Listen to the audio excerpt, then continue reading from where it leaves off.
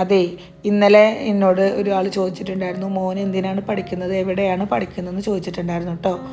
മോൻ പഠിക്കുന്നത് മലപ്പുറം കൊണ്ടോട്ടിയിൽ BKRX എന്ന സ്ഥാപനത്തിലാണ് കേട്ടോ. +1 +2 ആണ് അവൻ അവിടെ പഠിക്കുന്നത്. നിൽക്കുന്നതാണ് കേട്ടോ മോന്. മുന്നേ കണ്ടത് എന്താ വെച്ചാൽ മോന് പനിയായിട്ട് വന്നെന്ന് ഞാൻ പറഞ്ഞിട്ടുണ്ടായിരുന്നില്ല. അപ്പോൾ കഫക്കെട്ട് കൂടിയിട്ട് 2 നേരം കൊണ്ടുപോയിട്ട് നെബുലൈസ് ചെയ്ത് കൊണ്ടുവരികയാണ്. അപ്പോൾ രാവിലെയൊക്കെ ആയിട്ട് ചോറിന് വെള്ളം വെച്ചിട്ടുണ്ട്. വെള്ളം അരിയും കൂടി ഒരുമിച്ച് വെച്ചിട്ടൊന്ന് വേഗം ആവാൻ വേണ്ടിയിട്ട്. അപ്പോൾ ചായയും കൂടി കൂട്ടിയെടുത്തിട്ട് ഇന്ന് ചായക്ക് കടിയൊന്നും ഉണ്ടാക്കുന്നില്ല. ഇന്നലെ വാങ്ങിയതിൽ പൊറോട്ട ഒരു 4 പൊറോട്ട ബാക്കിയുണ്ട്. അപ്പോൾ ആ പൊറോട്ടയിൽ നിന്ന് ചൂടാക്കിയിട്ട് എല്ലാവരും കൂടിയിട്ട് ഓരോന്ന് എടുക്കുക, ഉണ്ണിക്ക് കുറുക്ക് കൊടുത്തോളാമെന്ന് പറഞ്ഞു.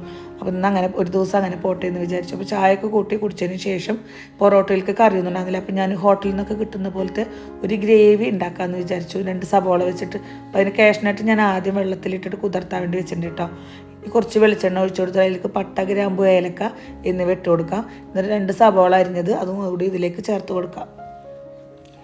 ഇനി നന്നായിട്ടൊന്ന് വഴറ്റിയതിന് ശേഷം അതിലേക്ക് ഒരു തക്കാളി അരിഞ്ഞിട്ട് ചേർത്ത് കൊടുക്കാം.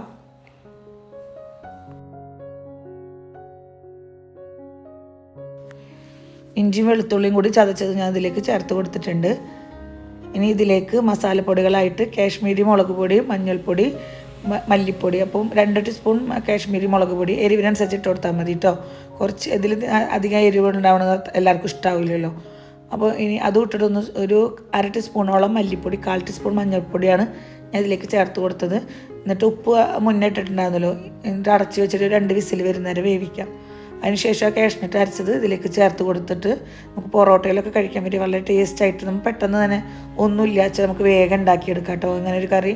അപ്പോൾ പൊറോട്ട ഞാൻ ഫ്രിഡ്ജിലാണ് വെച്ചിട്ടുണ്ടായിരുന്നത്. തലേദിവസം കഴിച്ച് കഴിഞ്ഞിട്ട് ഫ്രിഡ്ജിൽ വെച്ചു. അപ്പോൾ അതൊന്ന് ചൂടാക്കി എടുക്കുന്നുണ്ട്. വെളിച്ചെണ്ണ ഒഴിച്ചിട്ടാണ് കേട്ടോ ഞാൻ ഈ പൊറോട്ട ചൂടാക്കി എടുക്കുന്നത്.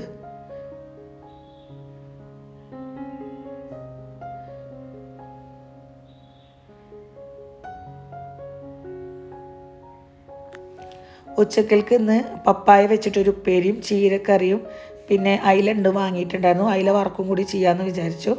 അപ്പോൾ പപ്പായയിലേക്ക് വേണ്ടത് പച്ചമുളകും തേങ്ങയും കൂടി ചതച്ചിട്ട് ഉപ്പും കൂടിയിട്ട് മിക്സാക്കിയിട്ട് അവിടെ വെച്ചു.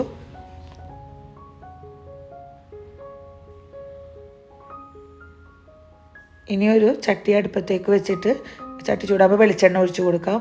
ഇതിലേക്ക് ഉള്ളി ചതച്ചിട്ടാണ് ഞാൻ ചേർത്ത് കൊടുത്തിട്ടുള്ളത്. ചെറിയ ഉള്ളി ചതച്ച് മിക്സ് ആയതിനു ശേഷം അതിലേക്ക് ഞാൻ കുറച്ച് എരിവ് കുറവ് വന്നപ്പോൾ കുറച്ച് ചില്ലി ഫ്ലേക്സ് ഇട്ട് കൊടുത്താണ് കേട്ടോ. അത് ചേർക്കണ്ട, പച്ചമുളക് എരിവിനനുസരിച്ച് ചേർത്താൽ മതി. അപ്പോൾ നമുക്ക് വെള്ള കളറിൽ തന്നെ ഉപ്പേരി ഉണ്ടാവും. ഞാൻ കുറച്ച് മുളക് കുത്തിയത് ഇട്ടെടുത്തിട്ടുണ്ടായിരുന്നു. നന്നായിട്ട് മിക്സാക്കി കൊടുത്തിട്ട് ആവിയിൽ വേവിച്ചെടുക്കാം.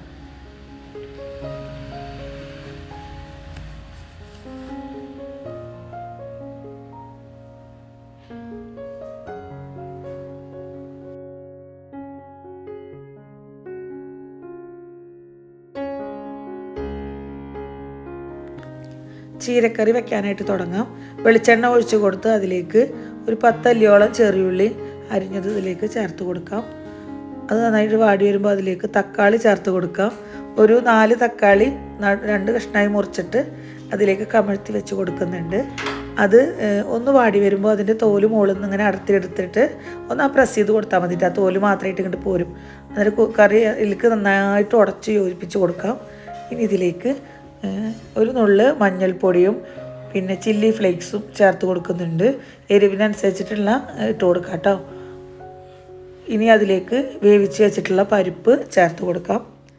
എന്നിട്ട് കറിക്ക് ആവശ്യമായിട്ടുള്ള വെള്ളം ഒഴിച്ച് കൊടുത്തിട്ട് ഉപ്പും കൂടി ചേർത്ത് കൊടുക്കാം. അത് നന്നായിട്ട് തള വരുമ്പോൾ അതിലേക്ക് ചീര ചേർത്ത് കൊടുക്കാം. ചീരയില്ല മുരിങ്ങയില ആണെങ്കിലും കുഴപ്പമില്ല കേട്ടോ. ചീരയാണ് ഞാൻ ചേർത്ത് കൊടുത്തിട്ടുള്ളത്. എന്നിട്ട് അടച്ച് വെച്ചിട്ട് ചീര വേവുന്നത് വരെ വെയിറ്റ് ചെയ്യാം. ഇത്രയേ ഉള്ളൂ, സിമ്പിളാണ് ചീരക്കറി ഇങ്ങനെ വെക്കാനായിട്ട്. ഇനി അതിനുശേഷം ഓട്ടമൊക്കെ പോയി വന്നു. ഇത് ഓഫാക്കിയിട്ടിട്ടുണ്ട് കേട്ടോ ഓട്ടം പോയത്. വന്നിട്ട് മീനൊക്കെ നന്നായി മസാല പറ്റി വെച്ചിട്ടാണ് ഞാൻ പോയത്. അപ്പോൾ മീനൊക്കെ വറുത്തു. 2:22 ചോറ് കഴിച്ചിട്ടില്ല. അപ്പോൾ മക്കളും ഞാൻ വരാൻ വേണ്ടി വെയിറ്റ് ചെയ്തു. അതിന് ശേഷം വന്നിട്ട് ഞങ്ങൾ ചോറ് കഴിച്ചു. അപ്പോൾ ഇന്നത്തെ വിശേഷങ്ങൾ ഇത്രയേ ഉള്ളൂ. അപ്പോൾ പുതിയ വീഡിയോ ആയിട്ട് ഞാൻ വീണ്ടും വരാം. എല്ലാവരും സ്കിപ്പ് ചെയ്യാതെ പരമാവധി വീഡിയോ കണ്ട് സപ്പോർട്ട് ചെയ്യാം കേട്ടോ. അപ്പോൾ എല്ലാവർക്കും താങ്ക് യു.